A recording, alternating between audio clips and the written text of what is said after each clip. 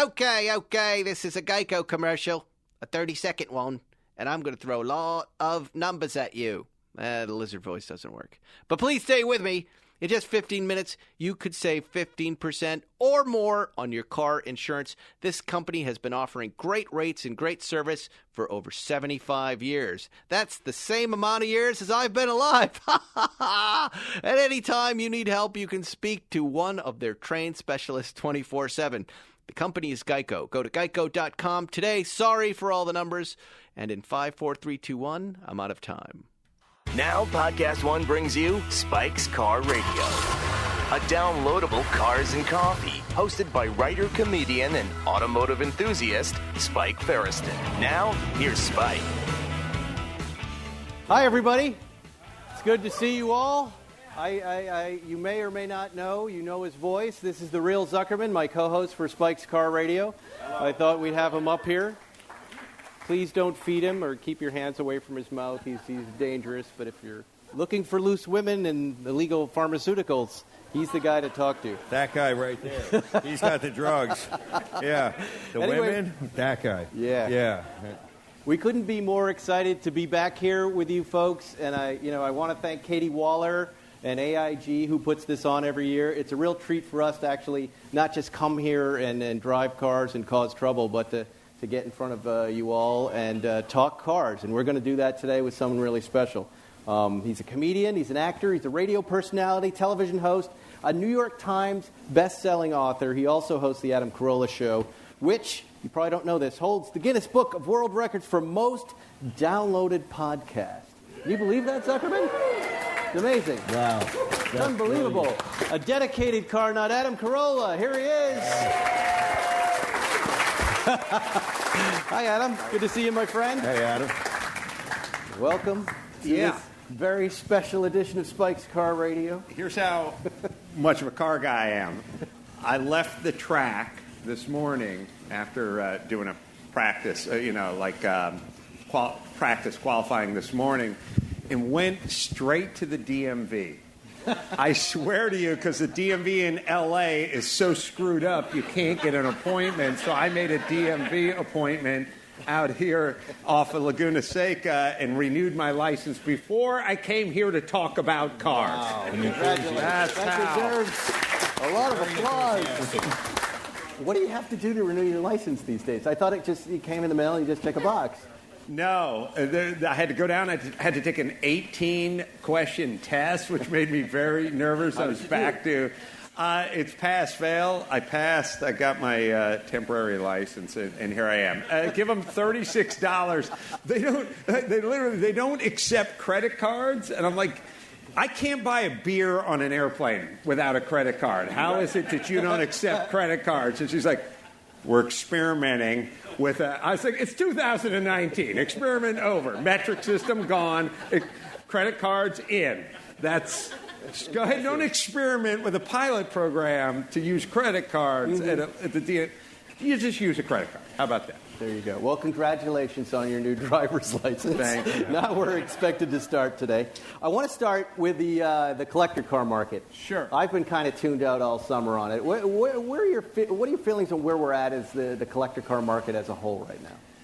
I think the vintage Lambo stuff is pretty flat, and it's been pretty flat. I think a lot of the Italian market, like the V12 market, is in general kind of flat. Not some of the modern supercars, those are doing okay. I feel like the Japanese market is really coming up, like 240Zs and 240. I think one sold for $100,000 plus, and bring a trailer. Race cars are kind of where it's at, and cars with a story, race cars with history. This ran at Le Mans, this ran at Sebring, this ran at Daytona. It seems like you take a Ferrari Daytona. It's been kind of flat for 5 years. You take I like a Ferrari Daytona, but it's been flat for 5 years. What do you want me to do? No, you bought one right at the moment they started to trail down. Yes, I remember. I was having a moment of depression, and I should have just stuck with some ice cream and cookies. But instead I bid on the car at auction. That's what I did. I love. There's nice ones here. Like they're nice cars, but the front engine V12 sort of Italian market I feel is flattened out. Porsche was, heading up, and it's calmed down a little. I feel like the race cars and then the lower end, kind of the NSXs and some of the Japanese stuff, and then the very top of the market, the GTOs and the crazy Aston Martins, race cars with Le Mans history, those have been going. The kind of the middle Muras and Daytonas and Dinos, those have been... Right, but the English stuff, like the Aston Martin, has been going up, and the Group C stuff, like Lancia and the weird 80s.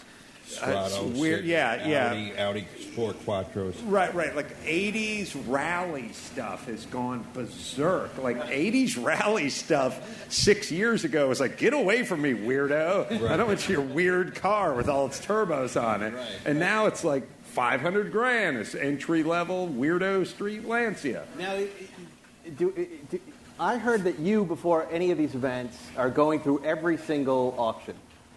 That you're looking at all the cars at all the auctions this week and coming up with a game plan. Is that true, or is that just a rumor? We always try to find cars that either we like or we feel like represents cars that we have. And from the market perspective, when you talk to guys like David Gooding and Hans Wurr something or whatever, like car appraisers stuff, you go, hey, I have a 1994 Clayton Cunningham 300ZX, Z car. Like, how much is it worth? And they go, we don't know, because there are no other cars that are really, there's no comps. So they try to find cars that are sort of like, well, it's a Roush Mustang, and it sold for blah, blah, blah, and, and this, that, and the other. Like, Tommy Kendall drove this Roush Mustang, and it sold for $600K. So we try to find cars we like, and then we try to find cars that are sort of comparable or could be comps to some of the cars that I own. Right. Just to find out where they're going. I think any minute we're going to blow away into the sky, like one of those bouncy castles flying over Texas. But do you mentioned Bring a Trailer, and I've been thinking a lot about them because they really, they have our attention. They've had it for quite some time, but it seems like this year they've upped the types of cars that they're selling. They're selling nice cars. I know there's this Roof 73 911 RS on the site, and they're up and running all year long. Do you get the feeling that these guys might eat, the traditional auctioneer's lunch?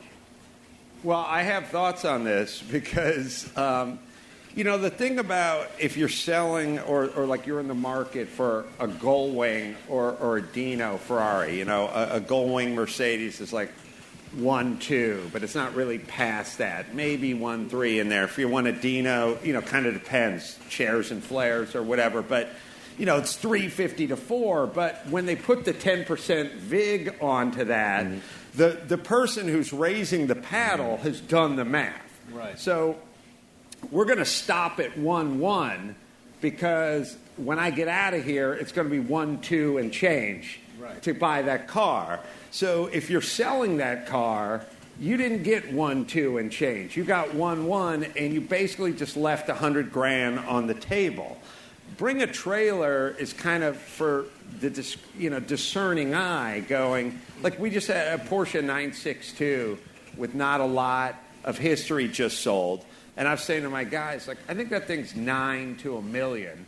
And it sold, it hammered on Bring a Trailer at $960K. But if you sold it here this weekend, it would stop at $860 because the guy didn't want to pay more than $1 million for it. And that's, I think people are trying to, they've figured out the VIG, so to speak, and they're stopping it, Do you ever worry about getting screwed on a car you buy at auction? I mean, have you ever been where you get something, you haven't driven it, you pay a lot of money for it, and now look at that. You talking about my marriage? I'm talking about... That was devastating. But, automobiles? Automobiles. No, they treat me with respect and dignity. The sex is good. It's all there. Still fresh after all these years, still going strong.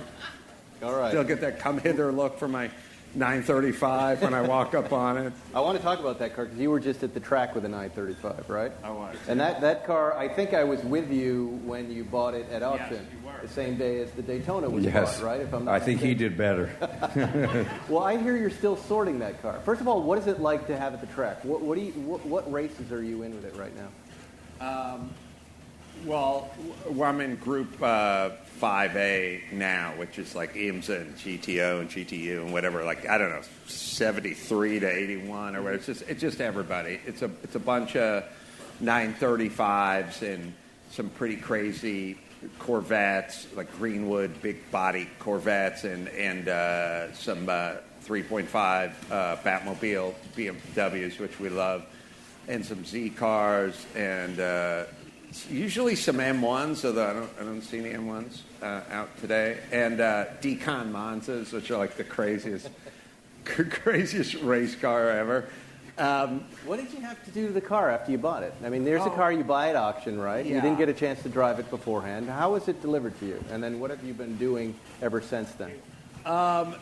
We took the car. I wanted to go race the car, so we dropped it off at Canepa's shop, and then we backed up a Brinks truck and just dumped it onto his driveway, And then it actually hit another Brinks truck, which was pulling away, which was another customer's Brinks truck. Yes. So there's a lot of Brinks going around.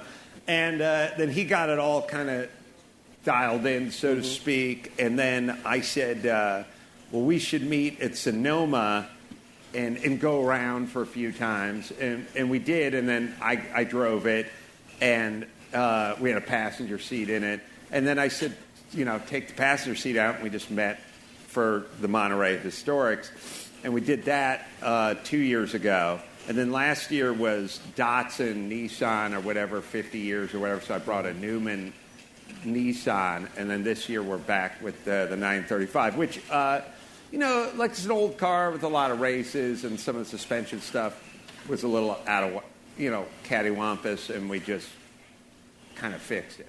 Right. And do you do that yourself? You have a pretty big shop in North Hollywood. Yeah. Once it leaves Canepa and then you want to do more sorting, is that something you take on? Yeah, we did it at my shop. Just got a frame table and put it on the frame table and hung some plumb bobs and fired a couple lasers and found out there was a kind of a difference between the right and the left side. Did Canepa, we talk about this all the time because we've both had cars up there. He likes to deliver, when he's done with his work, this little booklet with photographs of one of his mechanics with a white glove pointing at the things that they fixed. Right. Did you get one of those fairy tale books? I got a dossier. Little dossier. Yeah. It's like the Unabomber wrote it. Yeah. Let me ask you this. Why are you racing vintage as opposed to new stuff? What is it about vintage cars that you prefer to race?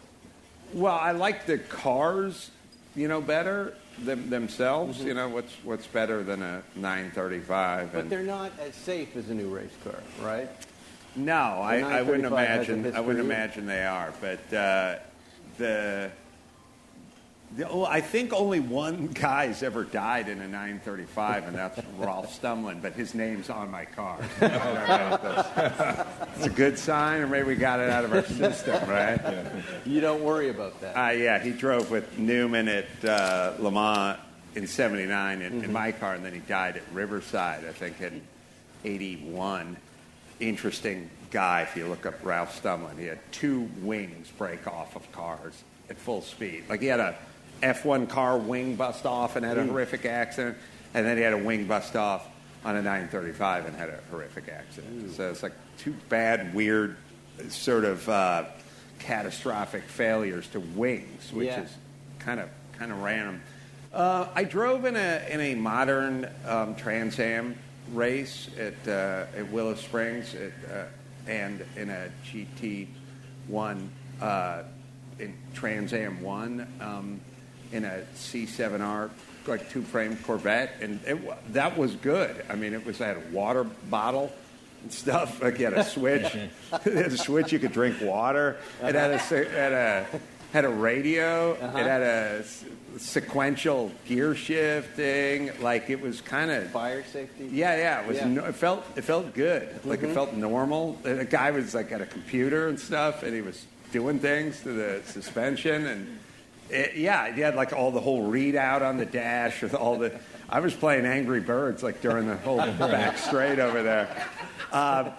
And it was like kind of comfortable, and I had like a fan blowing and stuff, and it was good. It was good. I liked driving that car. Like it was nice. I would do more of that. Yeah.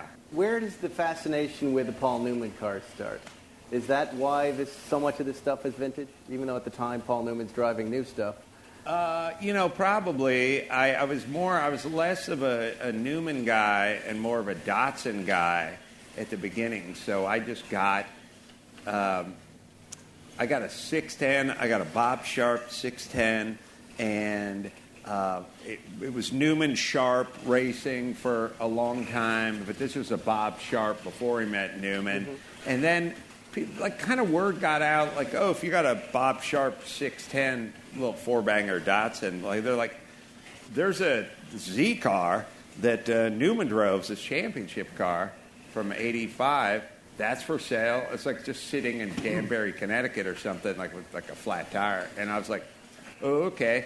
And then you just become that person. Like if you're the woman who collects hippos, like stuffed hippos and hippo mugs. Like it starts innocently enough with a hippo mug, but you put it on your desk at work and someone's like, I know what Cheryl Ann wants for Christmas. And then you get a hippo shawl, and next you have hippo slippers, and then you're like the hippo. And then people start calling you like, hey, I found some hippo stuff. You want it? And now you start living this life where you're like, I guess I'm that person. So that's what happened with me and Newman. You're the hippo girl. I'm the hippo girl. So how many Newman cars are we talking about right now? Well, 11 now. Wow. We just got the Newman Porsche, another Porsche. 911S. Yeah. I didn't know that there were that many Newman race cars. Well, there's kind of like a strata of Newman cars. There's like team cars that he drove for a season, so they have logbooks, and he drove it for 1986. He drove it the whole season, And then there's a little higher than that. There's like team car. He drove the whole season, and then he bought the car and like owned the car and drove it at some like vintage events or fun events or whatever. And then as you start like getting down the line a little, it's like he drove it at Daytona. It's like a Roush Mustang, and he drove it with two other guys at Daytona in '89, and it's like it's got his name on it, and he drove it at Daytona, but it's not like he drove it for a season kind of thing. It's kind of like he got like I drove the C7R Corvette. I drove one time. Like, you could say, well, Adam, if there's any value to Adam Carolla cars one day, which I don't think there will be, but if there is, you can go, he drove it at Willow Springs at a Trans Am race. He got third place, and someone will go, give me an extra 49 cents. But he got his license renewed here. He got his license renewed here. Pebble Beach Car Week. But so I have a lot of his team cars, but then there's like the Porsche. He and Bill Freeman, I think, drove it at Sebring in '77. So he came in like 11th in GT class or something, like, 20th overall or something. But he drove it at Sebring, he co-drove it, and they finished. And that's about it with Newman in that car. And you have any memorabilia? Yeah. What I heard you bought somebody's entire collection of Newman memorabilia. Was it Bob Sharp? That's hippo stuff. I got hippo. Remember, I have pajamas. I have a fitted sheets. Bob Sharp. What did he have exactly? So he calls you and he says, I have the collection of all the stuff I've been saving over the years of my own, Paul Newman's. He's going to take it to auction. What? Tom Cruise. Oh. Tom Cruise. When there was the Newman-Tom Cruise connection. Oh, right. Remember. Right. So what, and you say just package it up, I'd like to buy the whole deal. But what did you get? Like, I'm curious, because with McQueen, we're talking like sunglasses and, racing suits from Le Mans and from the movie. Yeah. What is the Paul Newman memorabilia collection? A lot of empty salad dressing bottles that he didn't. They said Ken's, but he said, "Yeah, you got to pull the label back. You'll see. You'll see." I haven't done it yet. I take the man's word for it. But the watch, the Newman Daytona sells for $16 million. I think it was 17 and change with the VIG. There you go. So what I got from Bob Sharp. So Bob Sharp. Well, when we did the documentary, I just went to his house. He lived at the time a little bit away, 5 miles from Lime Rock in Connecticut, and I just went over there, and he had all the helmets and all the whatever, and we just agreed on a price. I think it was like $200,000, and he just said everything. You get fire suits, you get helmets, you get you get Tom Cruise stuff. He sent me over like stuff like Bob Sharp, Datsun Salesman of the Year in 1971. I'm like, Bob, you don't have to send me everything. Like his wife's wedding dress from her first marriage. It's like he literally pulled padding and carpet up and just rolled it all. Like sent every windbreaker. I have like Scott Sharp, his son's helmets. Well, what's the Tom Cruise stuff? I mean, were there any watches? Were there any Paul Newman watches? No, sadly, there was some helmets, some like well-worn helmets, which are kind of interesting. The racing suits by themselves, like I know the Steve McQueen racing suit was offered to a friend of ours for $100,000, and we laughed about it, and then it was sold for $1 million not long after. Right. So it looks like you're already making a little money there. Well, I guess if I sell it... What do you do with it? Well, I'll tell you what I do with it. So I had his helmets. I had... Zuckerman. That's right. Control yourself. Okay. Yeah, we play a game called Reverse Chicken where I have my wife put on the fire suit and then we don't get in the pool, though. But anyway... So what happened was I had his fire suits. I have like 2 or 3 of them, and a couple his helmets, and they're cool. They're the radio and in the back. It has his birth date and his last tetanus shot and his blood type and everything all written on the back of the helmet and everything. And if you see pictures of him from the day, you'll see the helmet with the PLN like on the whatever. And I had it just like in lucite cases and just sort of sitting out in my sort of museum, showroom, whatever it was. And then the watch sold for $17.5 million. Right. And I was like, I think we should take this stuff and put it in the safe instead of just leave. It's just kind of laying around, basically. Right. So now it's sitting in a safe somewhere. Oh my God. But I don't know that it's worth. I don't know that it's worth anything. It's worth something. That's exciting. With the Tom Cruise stuff, you don't know what that stuff is? Is it just stuff from the movie, or just?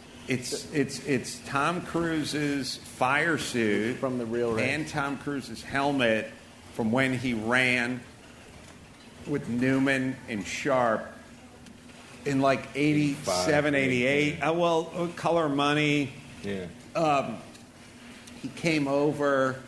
He was shooting a movie with Paul. Paul said, "Why don't you, like to run around with us?" He raced in showroom stock for a season, I think, and then he raced in whatever GTU or some whatever. They built him a car, like Nissan. Of course, was into Tom Cruise, wanting to drive a Nissan. So Bob did a thing where he's like, "We're happy to see him leave without getting hurt." Right? He's basically saying he drives like an asshole, and he's going to kill himself. Well, you guys ready for some football? It's officially happening this week. Get excited. We're in week 1 of the NFL. And if you're looking for a place to make online wagers, well, head to betonline.ag to take advantage of the best bonuses in the business. There are some big matchups week 1. We've got Green Bay at Chicago, Atlanta at Minnesota, Rams at Carolina, and Pittsburgh in my hometown zone, New England. That's where I grew up, people. Each week, I'm going to be submitting 5 picks of winners, and that means just straight pick 'em, no lines. These are the 5 teams out of all the lineups that I think are going to win. This week, I picked the Patriots, of course, the Panthers, and the Packers. I wanted to run through those P's. The Seahawks for good old Joel McHale, and the Chargers. I can tell you that I'm most confident about the Patriots, and the rest of them I have no idea. So I just picked some names. I guess, and I'll be competing with a couple of my podcast hosts, Adam Carolla, who may know football. If I win in week 1, that means 5 of my lucky listeners will be selected to receive $100 in their account. Listen to that, folks. They'll also be donating $5,000 to the winning host charity of choice. That charity is Porsche. Is there anything better than doing something good while you watch football? You can join the full conversation on Twitter at #SportsNetChallenge. #SportsNetChallenge. Plus, when you sign up, use promo code podcast1 to receive a 50% sign-up bonus today. Again, that's promo code podcast1 for 50% off when you sign up today. BetOnline.ag, your online sportsbook experts. You're listening to Spike's Car Radio. I'm going through my notes here and I'm remembering, I have a friend of mine swears he saw a Porsche 935 driving around Glendale on the city streets. Is that possible? Yes, it's highly possible. Congratulations, that's good. That car's not street legal, though. Who said? No. Well, I drove it on the street, so All right. You know what came first. Let me ask you just ticket or about the your- egg? your- No, what happened was this. So you did. You were driving this Oh car? yeah. Well, because we changed a whole bunch of suspension geometry Right. on it, and when I brought it out to Rennsport, like we thought we fixed a bunch of stuff, and then when we brought it out to Rennsport last year, I got in the car to like drive it, and I didn't make it out of the paddock without it. Like something was wrong, big time. So I said, we're not doing that again. Like before we take it to the track, I'm getting in it in flip flops and in board shorts. But we're going. I'm going to drive it down the street on a Sunday. I'm not an idiot. And I don't want people. I don't want to hit the truck coming out of the Home Depot. And I like. I'm going to drive it, and I'm going to let it track, and I'm going to see if the wheels, doing that. I'm going to brake and see if it's pulling, whatever. I just did a couple of hot laps around Glendale, and then I would pull it back into my shop. I was like, all right, it's good. Like, we can wow. go. Yeah, because otherwise you have to pack it up and take it to Willow Springs. Yeah, but you see it at speed, and that's how you sort it. Well, I want to ask you what kind of collector you are. We know a lot of collectors and car collectors, and they vary, between very finicky, obsessive-compulsive about things. What kind of collector are you, first and foremost? Are you a guy that gets upset about dings and little things on the car that are, he was just upset that the Zagato 356 that we brought, the windshield was a little foggy. And I'm kind of the same way, too. I'm a little finicky about that stuff. What about you? I like this stuff to be nice. I like it to work. I have thoughts about that when it comes to like cars you're presenting or showing or even selling and photographing or whatever. But as far as the race cars go, there's it'll be sitting in my warehouse, and then somebody will come over and they'll have like the 5-year-old, and the 5-year-old will like grab it and open the door and be like trying to climb in it, and the parent will be yelling, no, and I'm like, let him do it, because that's all we do. I mean, it's a race car. It's like it's going to get shit stuck to it. It's going to get dinged up. It's going to be pulled in and pulled out. Like it's going to get messed with. I mean, you can't be worried about chips or dings or whatever on a race car, because you're going to go out and it's going to come back covered with junk. So it's like, I don't know. I feel like if it's a race car and you're taking it out and racing, and a 5-year-old wants to like open the door and crawl in it, and you're screaming, no! Like that's a weird mixed message to send to the car, right? Because you're going to go out and try to thrash on it, right? So, with the race cars, I just figure drive them, use them, whatever. And are you, when you think of the word preservation, what does that mean to you when it comes to a car? Let's set aside race cars for a second and just the collectible cars in your collection. What is preservation for you? Is it the factory, or is it the story of the car as it's arrived into your garage? The people who have owned it, maybe the modifications they've made themselves. What do you find valuable in a car like that? Well, sometimes it's a case-by-case basis. I have some BRE cars. We love Pete Brock. And some of those cars, like I have 2 BRE 510s, they get whacked up and hacked up and sent to, like, the Dominican Republic, and box flares put on them made out of wood, and stuff. And, like, those kind of cars, I'm like, we should put this back to exactly what it was when Pete Brock and BRE built this 510 in 1969. So I have those kind of thoughts on those cars. Some cars, like my 935, ran as an Apple liveried car with the K3 sort of big body on it and stuff. Like the following year, sometimes you think, well, what do you want to do? But it's like, run it as it ran at Le Mans originally in '79. When in doubt, I think you go back to how it started. I have a Newman Oldsmobile Cutlass Trans Am car that when I got it, it had a Camaro body on it because that's how Newman ran it for the '89 season or something. And then when he was done, some years later, he bought it, and they said to him, oh, don't you want to run an Oldsmobile Cutlass body on it? You want like a cool Camaro body on it. So he put his cool Camaro body on it and just painted it red, white, and blue, but didn't have any sponsorship. And then I drove it a few times at a few events, and it was great, but I was like, I think it needs to go back to the original Oldsmobile Cutlass body that he drove it on. So my head on it is like, let's get it back to how it was when he drove it in Trans Am in '89, but I'm going to keep the Newman Camaro body and display it. Like, here's how he drove it, but he also drove it this way first. So I don't know. It's kind of go back to what it started as. And what do you get into on the weekend? You want to go into your hangar and grab a car. What are you driving? Like, what is it? The rare, difficult to drive stuff, or Zuckerman? He's got these beautiful cars in his collection, and more often than not, he just jumps into an '80s BMW and loves it. He likes the drivers.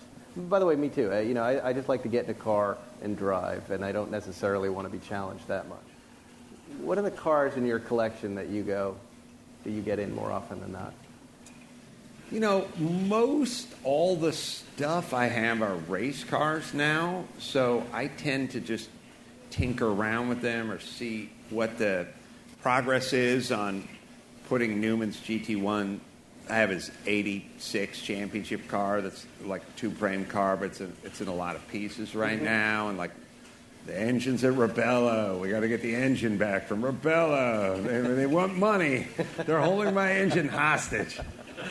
They cut off the tip of a spark plug and they sent it back in a rag. My wife fell apart.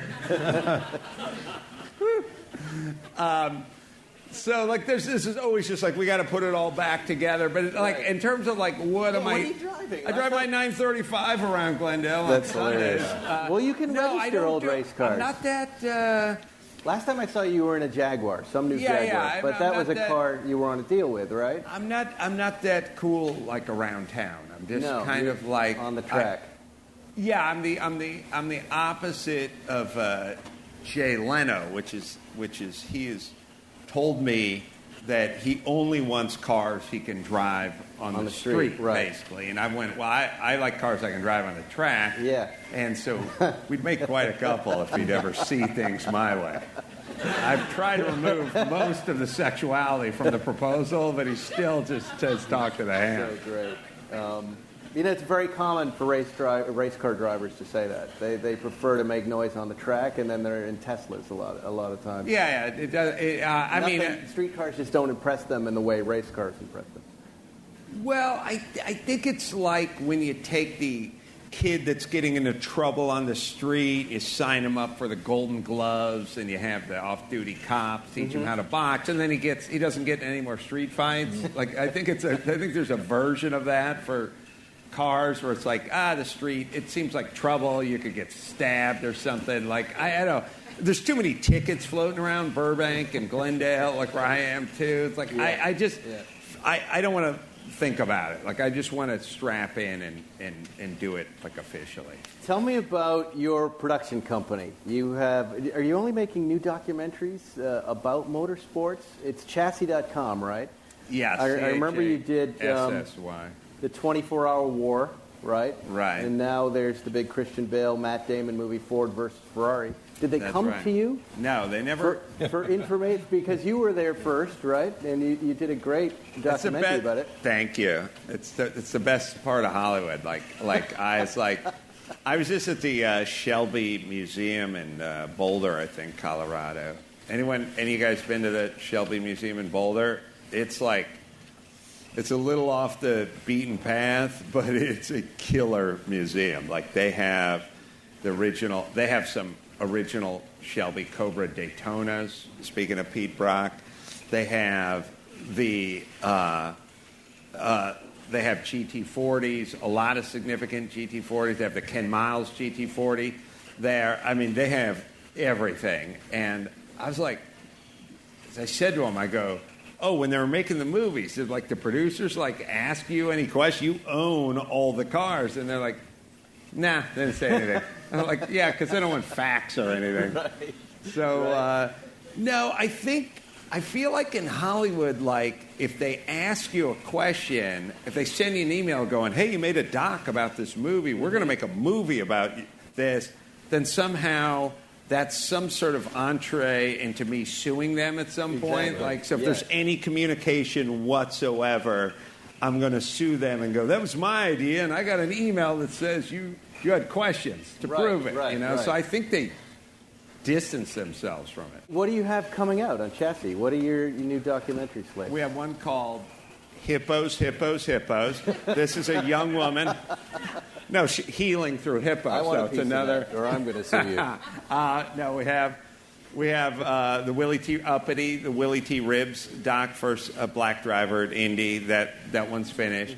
We just finished Shelby America, which is we're going to show actually tonight.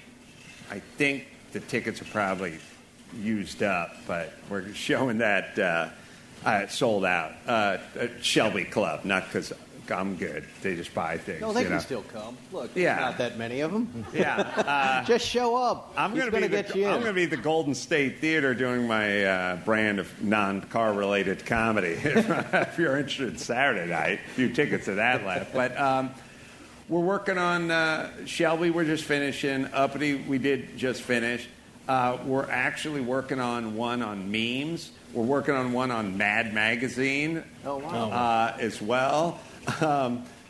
We've got a bunch of different docs, mostly car-centric docs. We want to do K-Rock, thanks. We want to do trying to work on a K-Rock, the radio station doc. We're trying to work on a Whittington Brothers project for the Porsche guys here. Yeah, wow. And it's all going to roll out on chassis.com. Yeah, theoretically, yeah. At this point, I mean, unless somebody wants to step up and cut a check. And take care of it. Let me ask you, is it true that you did comedy at a traffic school? That you were doing stand-up for a comedy traffic school? Well, I didn't do stand-up for comedy traffic school, but I taught comedy traffic school, which is a form of art, Yes. right below mine. What is that? Is this before you're doing stand-up? Yeah. Well, it was kind of during, it's during the lean years. I was... But it's 8 hours. It's right? 8 hours, yeah. But you're not doing 8 hours of stand-up. You're trying to make the information funny. Just tell us about what we would have seen had we walked into comedy All right, I got it. Okay, so I'm only going to do 3 hours because I know you guys are promised. I'm not going to do the whole set. I'll do 40%. We've got time. We've got time. I work for Let Us Amuse You Traffic School, Lettuce. Let Us, you get it? Yes. It's super confusing, not funny. It was 1989 or something. I thought, I had two thoughts. I thought, if I could stand here in front of this super hostile crowd who blamed me for being there, for ruining their Sunday, if I could stand there for 8 hours worth of class and kind of make them laugh, then I could really do anything. Like that was kind of my thought, like comedically. And then the other thought was, I'm a professional now because it's $86 a class, and I'm getting I'm getting $9 an hour to do stand-up, but I'm still looked at myself as like entering the realm of professional comedians. And then the one thing that I remember, and it was like a really good exercise. Like you'd have to go to some Holiday Inn or YMCA or whatever on a Sunday or Saturday and just do this class from 8 till 4 in the afternoon, And it's like, if you could win them over, if you get them not to be so miserable or angry or whatever, they rolled through a 4-way stop and now the world is destroyed. Like somehow that was that'd be a victory for me.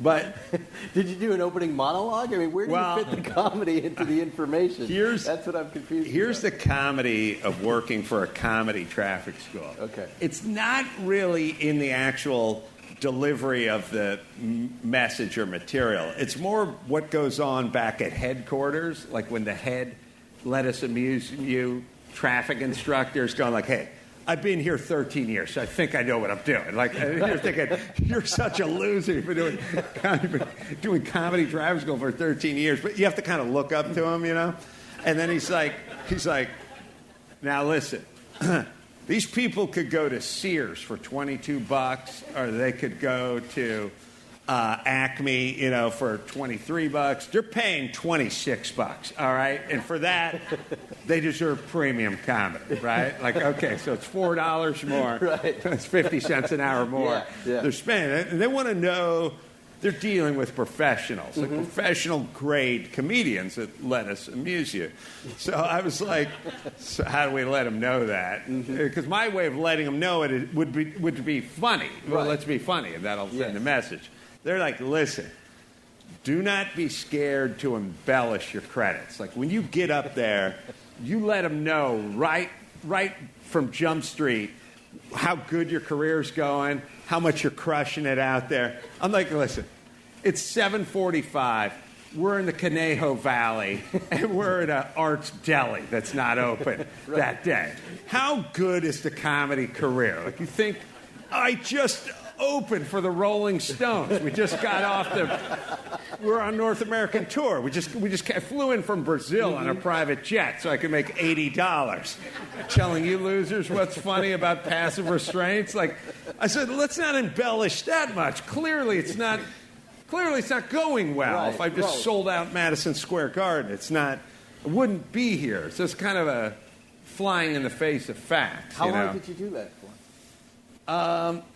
And did it help your comedy? Did it do anything for it, or? Well, it lets you realize that you could be comfortable on your feet for a long period of time, and that if you had to MC some event or some charity or something like that, like you felt like, oh, okay, I can go do 20 minutes, or I can stand here and work this auction or whatever, because you got used to kind of being on your feet. I did it for probably a year. I did it for enough time that I should never have to go to traffic school again. Like, I feel like if I get a ticket, I shouldn't have to do the 8 hours because I've done 508 hours already. I had to do 3 traffic schools before I taught. So I did 8 hours, 8 hours, and 8 hours as a student. And I feel like I've accrued some good faith with the county.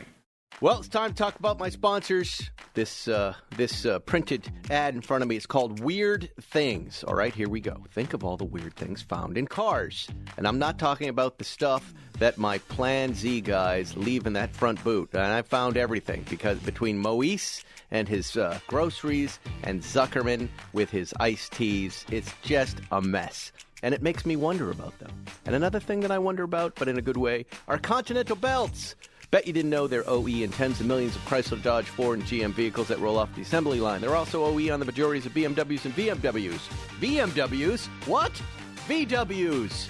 Now Continental is launching the aftermarket multi-V belt with the OE pedigree. It's their OE Technology Series belt that are fanatically engineered for perfect fit, form, and function. And Continental has an OE Technology Series multi-V belt for 98% of vehicles on the road in the U.S. and Canada. Hey, you get enough surprises working on cars and trucks. A belt should not be one of them. Go to Continental OE Technology Series multi-V belt, the belt with the OE pedigree. To get the full story, visit oetechnologyseries.com. You're listening to Spike's Car Radio. Well, I'm gonna open this up to these guys to ask questions in a minute. There's something, when you were on my podcast last time, I forgot to ask you this. I had heard a story that at one point you were getting towed in a BMW, I believe, and you hopped in the car and drove it off the tow truck. Is that true, or am I just misremembering the story? It's not false. What is the situation where that happens? I didn't drive it off a flatbed. Like, I'm not a maniac. I had an E36 M3. Yeah. All right. And we were taping the Man Show. We used to tape the Man Show on a Friday. Yeah. Yeah, and you can applaud. Go ahead. We'd be when we'd finish on a Friday. We'd tape like 2 shows on a Friday, and we'd always go down to this billiards place, like down on Sunset Boulevard or something in Hollywood, and we'd go upstairs and just drink pitchers of beer and shoot pool. Like, what would you expect, right? So all the riders, everyone would just go over there and have fun. And I parked. There was no parking at the place. The lot was all full up. And there was a 7-Eleven across the street. And I didn't want to pull into the 7-Eleven, like, right out front of the cash register and then walk across the street and go leave for 4 hours. So it was on the corner.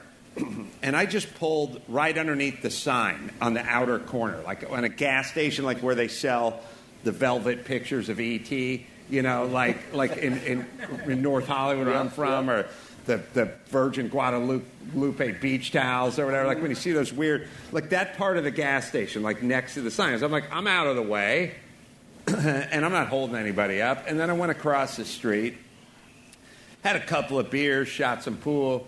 Next thing you know, it was like 1 a.m, and some like PA came running upstairs, and he was like, "You're getting your car towed." And I'm like, I'm getting my car towed, and like I ran across the street, and the car was in full tow. So it was like one of the ones where they put the slings underneath the rear tires, and they just lift it up. It's got those 2 arms, you know. It's like pickle fork arms, and it's lashed down to the arms, and the driver's there with his girlfriend, you know, and I'm like, let's not tow the car, you know. It's like, oh, we're towing it, you know, and I'm like, come on, man, like what would it cost, you know?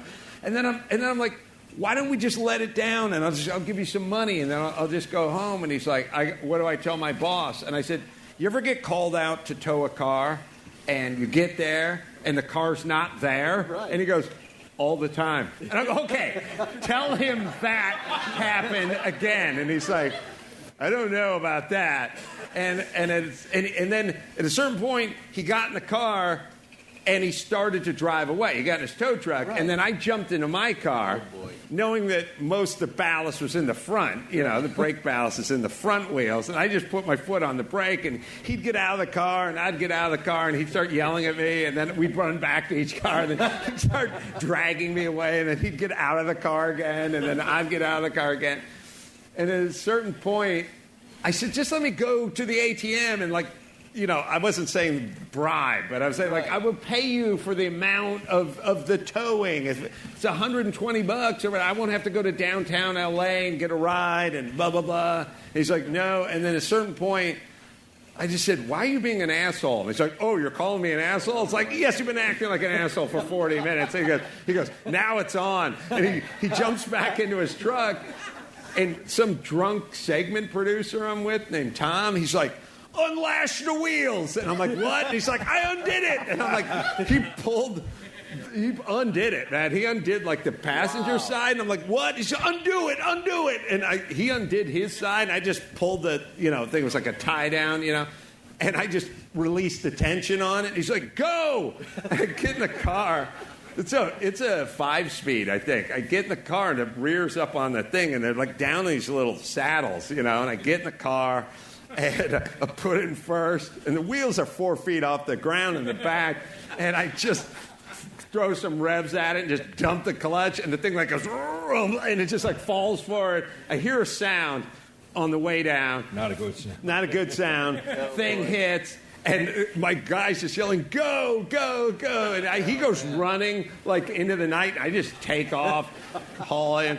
I go to my house. I like draw the blinds, shut all the lights. I think the feds are coming now. Like he must have my driver's license. He must have all the pertinent information. He rode in, and I just keep waiting for like the cops to show up. It's like I think I may have violated the RICO Act or something. Like you can't drive off a tow truck, you know.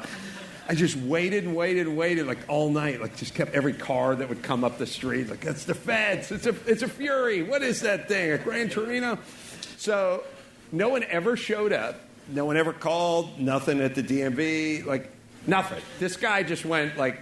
I think this guy just went, touche, dude. Like, hey, if you're going to drive up. He had all the info written down on his. He just drove off. I just drove off. And then I got up the next morning. Yeah. Well, a little bit. I got up the next morning, and I popped the trunk, and where the spare was on the back that was kind of an innie had been turned into an Audi. There was I don't know why, it's just a hairline scratch on the bumper, like nothing, like just a zero scratch on the bumper. I remember getting my buddy Chris, who was a big dude who happened to be with me. I was like, hey, jump in there. He got in the back of my trunk. He's like, and he pushed it back down. That was it. And that was it. That was it. Makes me miss the Man Show. Yeah. There's no hope of that show coming back with all the reboots that are going on. I know Crank Yankers was brought back. Congratulations. Coming back. Thanks. The Man Show, no one's approached. Would it work in this day and age, do you think? I think the problem is Jimmy has a career. and he doesn't want to get caught up in the Me Too movement, you know. You're very humble. You have a huge career. I happen to know that we're both at Podcast One, and you represent a full 1/2 of the 200 shows. You were the biggest profit maker for that place because your shows are so big, powerful. Well, tell that to Jimmy Kimmel next time you speak there, because he doesn't recognize broadcast television's going away. Yeah, that's what I'll tell him. Podcasts are where it's at. That's what I'll tell him. Who wants to ask a question of any of us before we go? Yes, Spike's Car Radio shirt. Thank you. Yes. A delight. Huge fan. Listen to every show. Thanks. Oh, wait a minute. Thanks. Who knows? And I've listened to your show okay. before Thanks. as well. I've got kind of a Z, actually a V and 3Z question. All right. One, are there any Valvoline stickers available? Shit, I left them all at the hangar. Damn. But give me Okay. your address. I'll send you some. All right. I've got and then, hundreds. so as far as Z's go, the Zagato, I did see it up there, and I listened to the big Willie Henderson? Robinson. Big Willie Robinson. And the sound, because I've always wondered on that rev, the vroom on the show, which you guys discussed on that program, that it's unknown what that sound comes from. Can the Zagato came from a free sound effects library? Right? It did. It came from the. Can the Zagato end up replacing that? Possibly. We could. Once we get the car sorted, the car was just delivered a week ago, and it's beautiful. And thank you. We just took the first drive in it, so we're in the process of kind of taking the whole thing in, and we might do that. We could do and then that. the next Z would be Zorzi. Zorzi. Is he? You've got all the inside references. Is he or the Catman going to be on anytime soon? He's talking about there was a car sold last year. Where, Zuckerman? It was sold. It was one of Jan Coombs' cars. Jan Coombs' cars. And it was sold out in Florida. Right, at Amelia. At Amelia. And it came from an Italian collector whose first name I forget, but whose last name was Zorzi, who was very fastidious about how he kept his cars. So he kept foam between the doors. He wouldn't allow anybody in his house to slam the doors. It's become this little verb we use now in the show for anybody who is obsessive about their cars. Like Zuckerman and I sometimes keep the plastic on new cars for a year before we even pull everything off. In the GT2 RS we have that. And then the third Z. I've been trying to get in touch with Zorzi, but to no avail. But really, you have more questions? And Other then people have questions? The third Z would be just, actually not a question, but Zuckerman in a Speedo with a beret. All right, sit down. In Corsica. Sir. Sit down. We can go outside. Thank you very much, Bill. All right, who else has a question here? Yes, you, sir. You know, it's interesting when people are sleeping in cartoons, they put Z's over their head. Like another Z-related question. Yeah, so we were talking about cars that have been like really hot and then maybe cooled down, and like the first one that came to mind was the air-cooled Porsche turbos. Right. And do you see maybe like any cars from the water-cooled era of Porsches becoming real hot in the next 10, 15, 20 years? Specifically like the 996s? Like, is that what we're talking about? Yeah, as we see air-cooled heat up, Zuckerman, Adam. I would say definitely 997s, I think, are going to be popular, particularly the GT3 cars, the RS cars, the 4.0s. Those are going to be big. And for a 996, a GT3 or a GT2 is a winner. But will we see crazy appreciation like we saw over the past, 10 years ago to 5 years ago? I don't think so. Maybe. Well, 928s are moving up. Yeah, in the weird water-cooled department, technically. Like, there are some of those 928s and 944 turbos and stuff like that. Like, I think the off-brand Porsche stuff is interesting and it's going to move up. Like, 928s were nothing all day long, 944 turbos. Like, anything that was a non-911 has never had any value, and now a lot of the weird galaxy of cars. 914 sixes are going up. How about 912s? Air-cooled, but Jesus Christ. Well, Magnus was just on the podcast yesterday, and he's in this zone, 928s, and he and I both like the 2004 996 GT3. Oh, yeah. That was one of my first GT3s, and I loved it, and then I would get into it today. But again, you're dealing with an engine that may explode at some point. And you just have to... Yours exploded. Well, I'm sorry, sir. Fix it, drive it. Yes, I'd like to know if... does your buddy Jimmy Kimmel appreciate your expertise, your automotive expertise? Do you advise him on what to purchase at all? Good question. Just a question on that. When you make a killer lasagna at your house, does your cat really fully appreciate it? Yeah. Or would you say your cat is too simple to really fully understand what you do with the oregano and how you soak the cheese in water overnight and then use the strainer? You know what I mean? It takes a certain intellect to appreciate what we're doing here. Jimmy does not possess that intellect, and so sadly, no. Yeah, like what if you took your cat and you put it in front of that huge symphonic hall and that opera hall in Australia? Do you think your cat would marvel at the architectural wonders of it? Or would it take a piss and walk off with some guys eating a tuna sandwich? Okay, well, that's what Kimmel is. Wow. Look, I don't disparage you, man. I'm simply I'm simply telling the truth and drawing a I have a question. Yes. We're guests of Kathy Calhoun, and she fell in love with cars when she was a little girl. She has 15, a number of beautiful cars. When did you fall in love with cars? Was it at an early age? For me? Mm-hmm. Yeah, I always loved cars.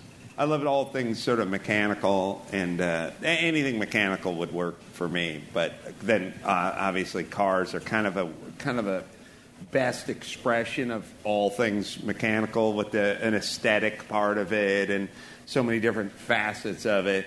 But my dad didn't like cars. My mom didn't like cars. We didn't have any money, and we didn't have a garage or anything. And I didn't have any money either. So there was no way to satiate that. So I just and then to sort of compound things, for the first part of my career, I had to drive a pickup truck because I did construction. I was a carpenter, so I drove like crappy mini Datsun pickup trucks, and I loved cars from afar. Like I couldn't have a car. I couldn't afford a car. I needed a truck because I was carrying plywood and sheetrock and everything. So I used to just stare at all the car magazines and remember when like the 959 came out, and just staring at it, going, "Oh my God!" Like never think I'd even see one in person. And now I just walked past one at Laguna Seca. I think Kenepa was in it. I just fired a snot rocket at it, and I kept walking.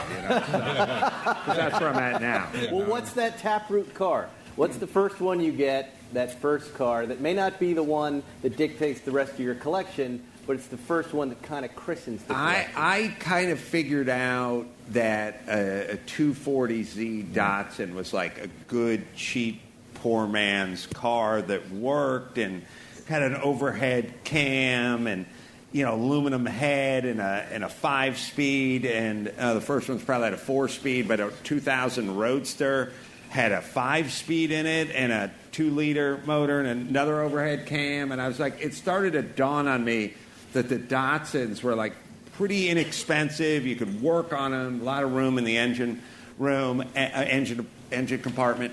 And that was kind of my first, maybe I could get an old 240Z and work on it while I'm driving my truck around. There you go.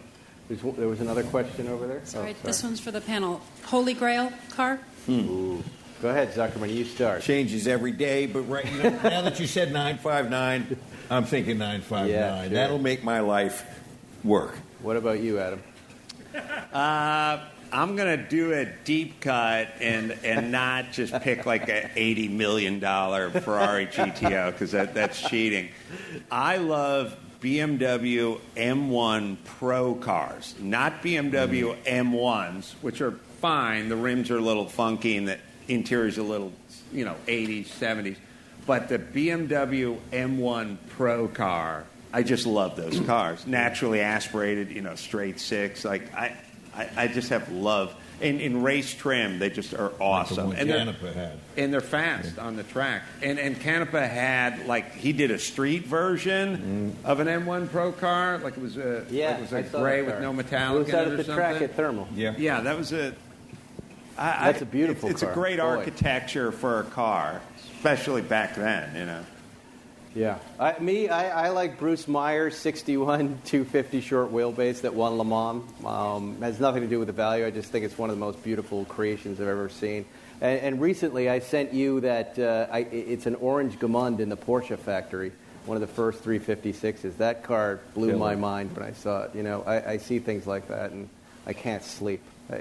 And I'm never going to get them, but they light me up in that way that I think is the holy grail car. I'm sorry I ignored you over here. If anybody has any questions, now's the time to ask. Otherwise, I'm going to wrap this up. I'm about to laugh. That fellow with a small dog. Look at that. The first race car I ever really fell in love with are you talking about the Red Lobster BMW M1?